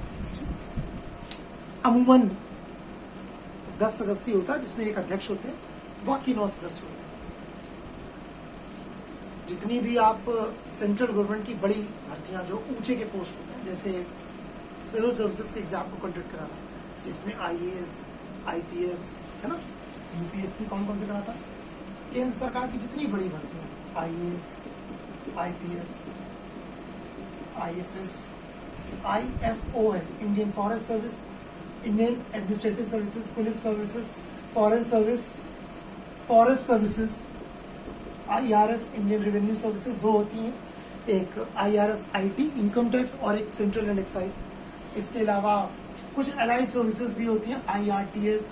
इसके अलावा आपने सुना होगा डेनिक्स, ये होती हैं यूनियन टेरिटरी की services, Delhi Andaman and Nicobar police services, Delhi and Andaman Nicobar administrative services. तो ये सिविल सर्विसेज डेनिक्स। ठीक, तो ये सारी सर्विसेज, इसके अलावा और भी सारे पद होते हैं अलाइड सर्विसेज के भी, सब यूपीएससी कंडक्ट कराता है। इसके अलावा आपने सुना होगा एनडीए, सीडीएस, ठीक, और भी जो भी आपको पता है सेना में जाने के लिए सबसे बड़ी परीक्षा जो है वो एनडीए है, फिर सीडीएस है। 16.5 से 19 साल तक के लोग एनडीए में आते हैं और सीडीएस में ग्रेजुएशन करके लोग आते हैं। 20 से 24.5 साल तक के एनडीए में 12th अपीयरिंग से स्टूडेंट आना चालू हो जाते हैं। खड़गवासला में एनडीए स्थापित है पुणे में। 3 साल की ट्रेनिंग वहाँ, फिर 1 साल ट्रायो सर्विसेज, तीनों सर्विसेज के लोग वहाँ ट्रेंड होते हैं, है ना, एयरफोर्स, नेवी और आर्मी तीनों के। फिर 3 साल के बाद सब अपने अपने लोग। इसी प्रकार सिविल सर्विसेज से आपको पता है सारे एक साथ आते हैं। फिर जो आईएएस बनते हैं वो सभी की पहले तो ट्रेनिंग स्टार्टिंग लवासना में ही होती है, मंसूरी में Lal Bahadur Shastri national administrative academy में। ठीक, 3 महीने सबका फाउंडेशन कोर्स होता है। 3 महीने पश्चात आईएएस और आईपीएस को छोड़ के बाकी सारे अपने अपने संस्थानों में चले जाते हैं जहाँ उनकी ट्रेनिंग होगी। आईपीएस और आईएएस 6 महीने तक एक साथ रहते हैं। फिर आईपीएस 6 महीने के पश्चात सरदार वल्लभ भाई पटेल अकेडमी हैदराबाद में चले जाते हैं और आईएएस से वहीं रहते हैं। वो सारी चीजें आपको पता है। ठीक, तो भाई राष्ट्रपति ही जो है वो अध्यक्ष और सदस्यों की नियुक्ति करते हैं। यूपीएससी राष्ट्रपति नियुक्ति करते हैं। ठीक, 9 भी सदस्य हो सकते हैं, 11 भी हो सकते हैं। स्टेट पब्लिक सर्विस कमीशन में राज्यपाल नियुक्ति करते हैं, याद रखिएगा।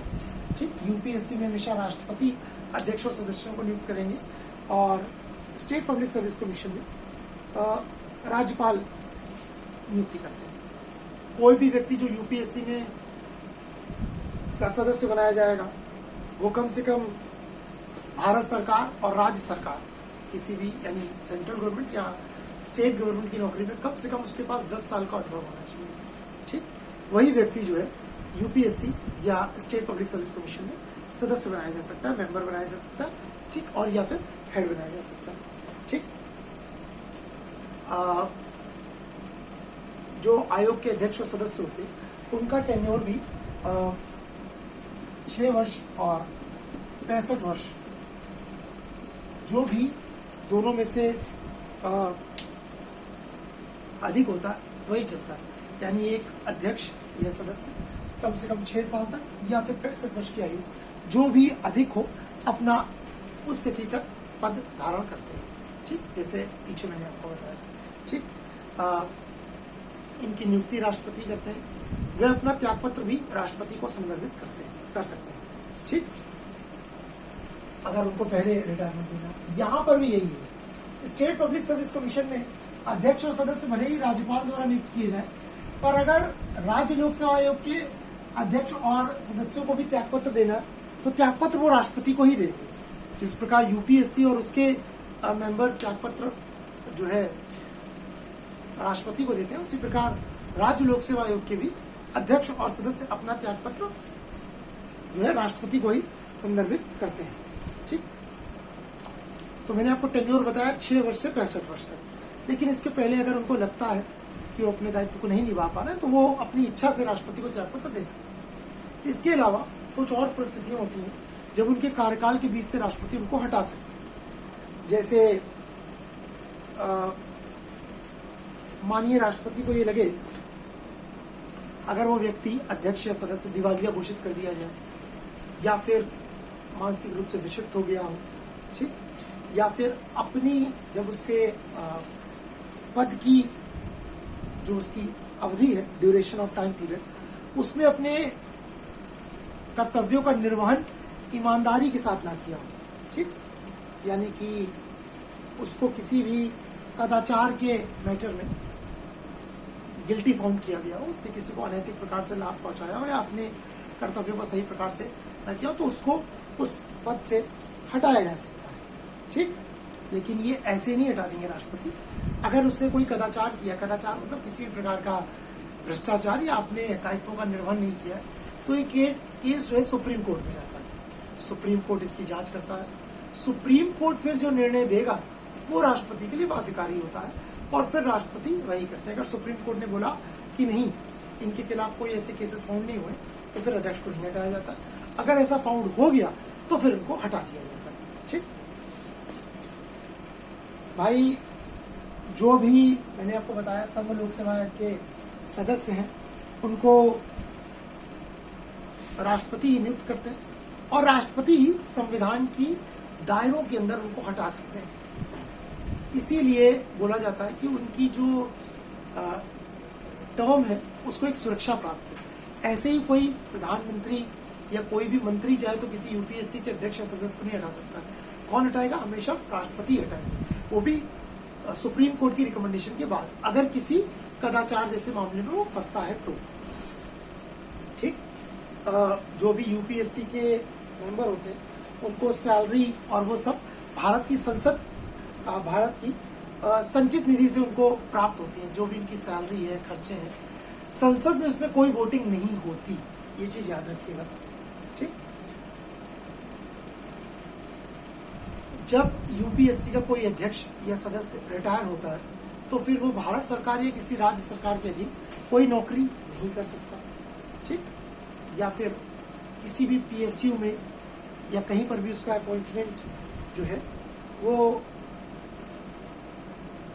नहीं किया जा सकता। हाँ, हालांकि वह किसी राज्य लोक सेवा आयोग का, जैसे मानिए यूपीएससी का कोई मेंबर है तो किसी स्टेट पब्लिक सर्विस कमीशन का अध्यक्ष बनाया जा सकता है, ये हो सकता है। ठीक, कुछ कार्य हैं उनके, मैंने आपको बताया कि भाई एक तो वो इंटरव्यूज लेते हैं, है ना। आपको पता है यूपीएससी के जो मेंबर्स होते हैं वही सिविल सर्विसेज के एग्जाम का जो है इंटरव्यू बोर्ड गठित करते हैं, वही इंटरव्यू लेते हैं। एक तरह से फाइनल सिलेक्शन का बहुत बड़ा वो होता है, इंटरव्यू पूरा कंडक्ट कराते हैं। यूपीएससी पूरी परीक्षा को कंडक्ट कराती है, देश की सबसे प्रतिष्ठित परीक्षा है। एनडीए या सीडीएस की जो परीक्षा होती है वो भी यूपीएससी कंडक्ट कराती है। ठीक, फाइनल बैलेट भी वही बनाती है, प्रीलिम्स वही देती है। ठीक, तो जितने भी प्रोमिनेंट काम है वह सब जो है वो यूपीएससी ही करती है। ठीक, तो ये कुछ यूपीएससी और स्टेट पब्लिक सर्विस कमीशन का है। ठीक, कि स्टेट पब्लिक सर्विस कमीशन राज्य की सबसे बड़ी परीक्षाएं कराता है, जैसे उत्तर प्रदेश लोक सेवा आयोग। ठीक, तो उत्तर प्रदेश की सबसे बड़ी भर्ती है जैसे पीसीएस की भर्ती है ना, SDM, DSP, BDO, BSA, ARTO, assistant commissioner, इन सारे पदों की नियुक्ति राज्य लोक सेवा आयोग कराता है। इनमें भी एक अध्यक्ष और 9 से लेकर 11 सदस्य हो सकते हैं। इनकी नियुक्ति राज्यपाल करते हैं, ये भी त्याग पत्र अपना राष्ट्रपति को सौंपते हैं। इनके भी वही क्राइटेरिया जो उनके हैं। ये भी त्याग पत्र के पश्चात राज्य सरकार की किसी नौकरी के अधीन कार्य नहीं कर सकते। किसी 2 राज्यों के लिए एक संयुक्त लोक सेवा आयोग का भी गठन किया जा सकता है, ज्वाइंट पब्लिक सर्विस कमीशन का। ठीक, तो ये सारे कुछ क्लॉज हैं यूपीएससी और स्टेट पब्लिक सर्विस कमीशन। ठीक, इसके अलावा एक और बड़ा इंपॉर्टेंट कॉन्स्टिट्यूशनल बॉडी का कमीशन है, वो है वित्त आयोग, फाइनेंस कमीशन। ठीक, आर्टिकल 280 में इसका जिक्र किया गया है, फाइनेंस कमीशन, वित्त आयोग का।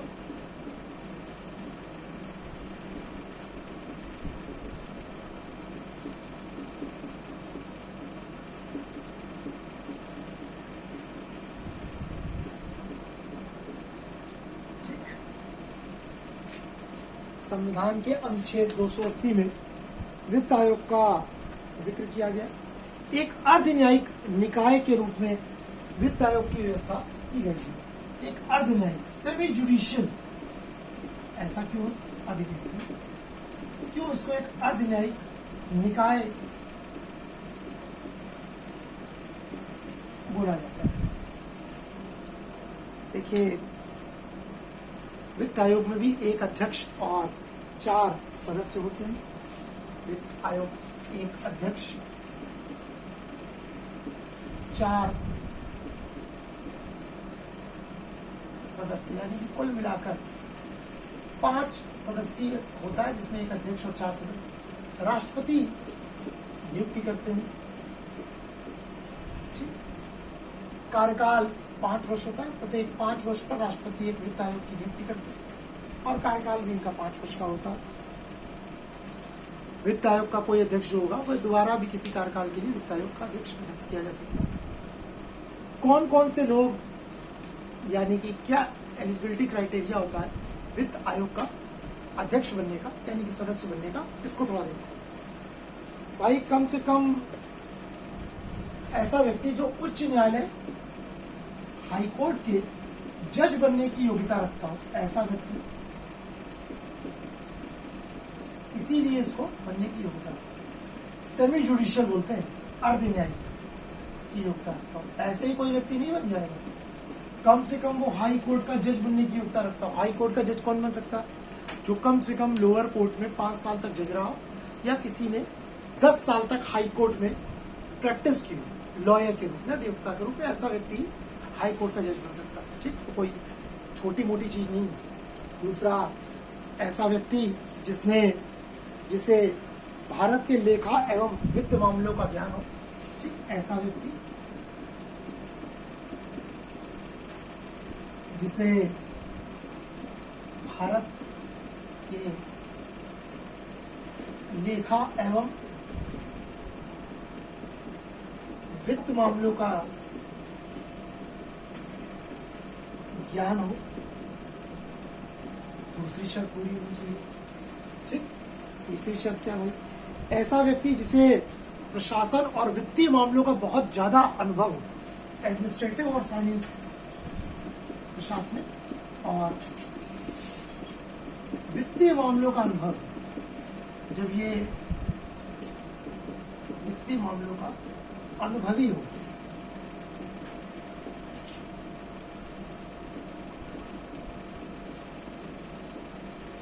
और ऐसा व्यक्ति जो अर्थशास्त्र का ज्ञाता हो। ठीक, ऐसा व्यक्ति जो अर्थशास्त्र का विशेष ज्ञाता हो, इकोनॉमिक्स पे जबरदस्त पकड़ हो उसकी।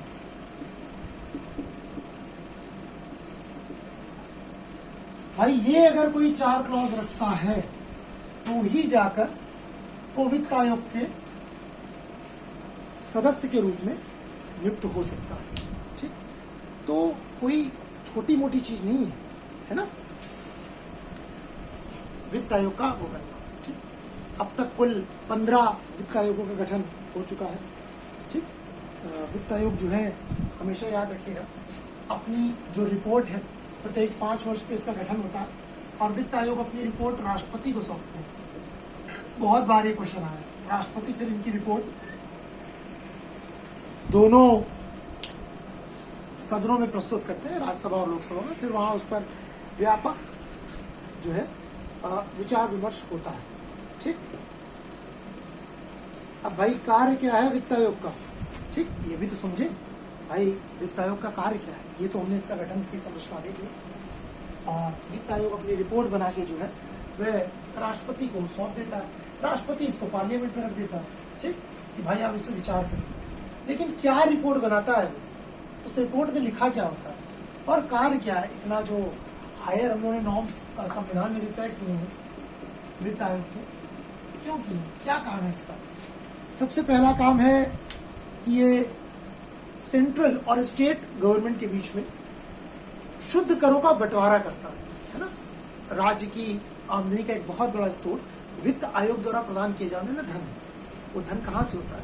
देखिए, सेंट्रल और स्टेट के बीच में कुछ टैक्स डिविजिबल होते हैं, तो उनका निर्धारण करना। जैसे वर्तमान में तकरीबन 34% के आसपास सेंट्रल गवर्नमेंट का जो टैक्स कलेक्शन होता है 100%, 100 में 34 रुपए वित्त आयोग कहता है आप राज्यों को बांटने, क्योंकि राज्यों की बहुत आवश्यकताएं होती है। ठीक, राज्य अकेले अपनी क्षमता पर इसको पूरा नहीं कर पाता, तो राज्य वित्त आयोग से ऐसे नहीं कैसे दे देता।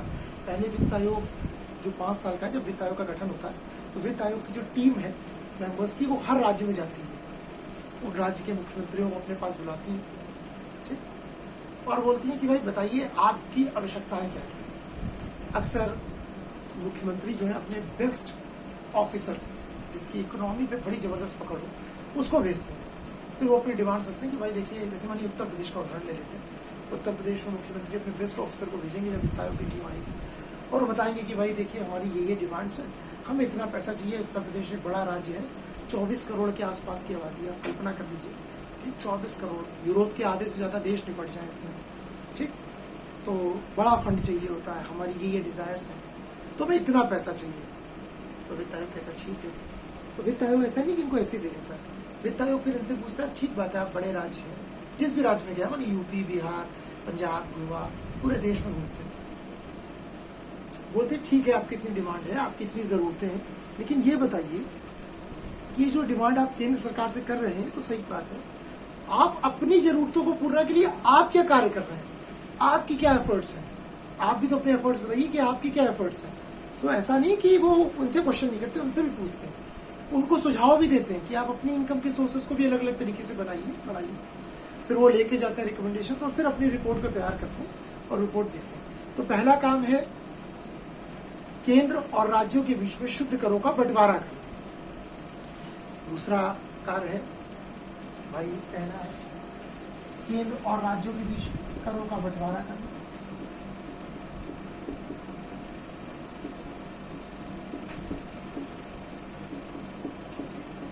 करों का बंटवारा करना। अगर ये मिलना बंद हो जाए तो समझ लीजिए राज्यों का हुक्का पानी बंद हो जाए। समझ लीजिए भारत की संचित निधि से राज्यों को अनुदान देने की जो है बात करता है। भारत की संचित निधि से राज्यों को सहायता अनुदान देने की बात करता है।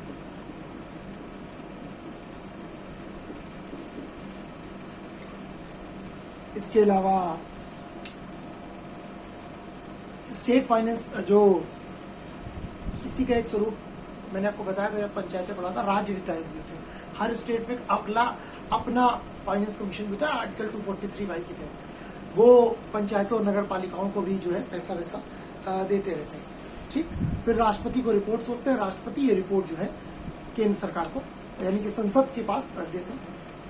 अब क्या वित्त आयोग जो भी अपनी रिपोर्ट को देते हैं, क्या वो मैंडेटरी होती है केंद्र सरकार के लिए कि भाई इतना इतना पैसा दे ही दो?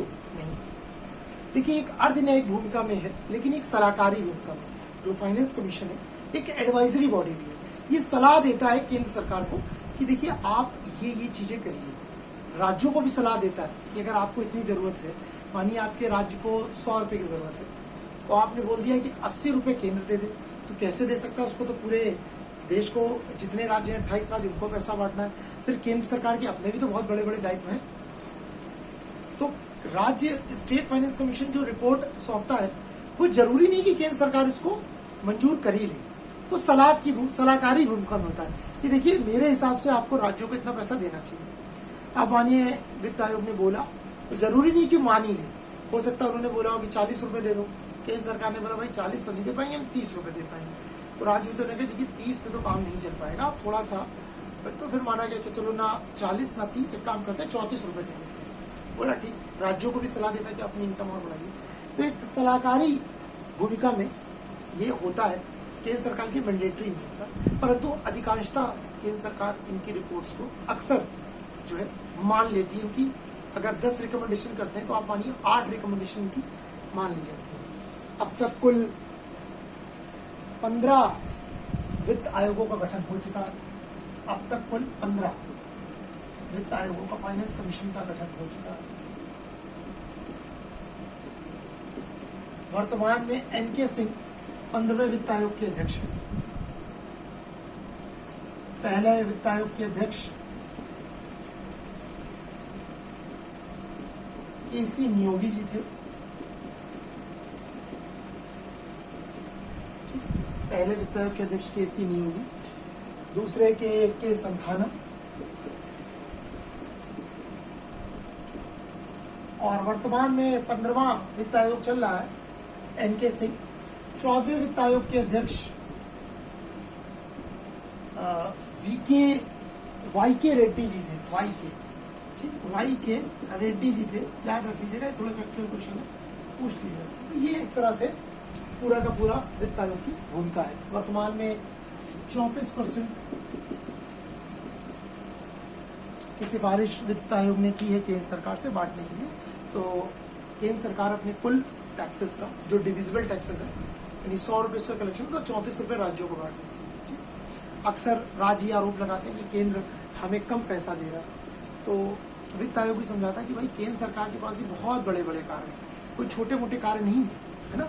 आप सोचिए जितनी भी केंद्रीय परियोजनाएं हैं बड़ी बड़ी, जैसे आज ही पेपर में आया है अब से टीकाकरण, ठीक, देखिए आप एग्जाम्पल से ही कोरिलेट करिएगा। आया है कि अब केंद्र सरकार राज्यों को मुफ्त कोरोना का टीका देगा, तो केंद्र सरकार ही तो वहन कर रहा है पूरा का पूरा, है ना। केंद्र जो वैक्सीनेशन की पॉलिसी है इसको याद रखिएगा। से कोई कंपनी 100% टीका बना रही है तो 50 उसमें राज्य खरीदेंगे, सेंट्रल खरीदेगा, 25 प्राइवेट हॉस्पिटल, 25% राज्य स्टेट खरीद रहा था। अब बोला गया ये 25% भी स्टेट खरीदेगा, नहीं 75, और फिर वही राज्यों को प्रदान करेगा, फ्री, सबको फ्री टीका लगेगा, ठीक। दूसरी चीज, केंद्र सरकार को बड़े बड़े काम करने हैं, फोर्सेस हैं, पैरामिलिट्री फोर्सेस हैं, उनका ध्यान रखना, नेशनल हाईवेज को बनाना, ठीक, ट्रेन के रख रखाव करने। अभी आप देखिए पब्लिक डिस्ट्रीब्यूशन के तहत सरकार ने घोषणा की कि नवंबर तक, दीपावली तक मुफ्त राशन बांटा जाएगा, तो सारे एक्सपेंसेस कौन बियर करेगा? Central government. तो उनके भी काफी कार्य होते हैं, तो ऐसा नहीं कि वो 100 में 50 या 60 रुपए बांट देगी, तो फिर बाकी काम कैसे करेगा केंद्र सरकार? इसीलिए वित्त आयोग एक बीच की भूमिका में होता है, सलाहकारी। वो केंद्र को भी सलाह देता है और राज्यों को भी अपनी इनकम बढ़ाने का सलाह देता है, ठीक। तो ये वित्त आयोग हुआ। तो आज हमने अपनी क्लास में कॉन्स्टिट्यूशनल बॉडीज को विस्तार से देखा। अगली क्लास में नॉन कॉन्स्टिट्यूशनल बॉडीज पर चर्चा करेंगे, जो गैर संवैधानिक निकाय है, ठीक। आशा करता हूँ कि आज की जो भी आपकी क्लास हुई है संवैधानिक निकायों की, कॉन्स्टिट्यूशनल बॉडीज की, जिसमें हमने election commission, UPSC, state public service commission और फाइनेंस कमीशन पर चर्चा की, वो आपको काफी हद तक समझ में आ गए। ठीक, आज की क्लास के लिए बहुत बहुत धन्यवाद एंड जय हिंद टू एवरीवन। ठीक, थैंक यू सो मच।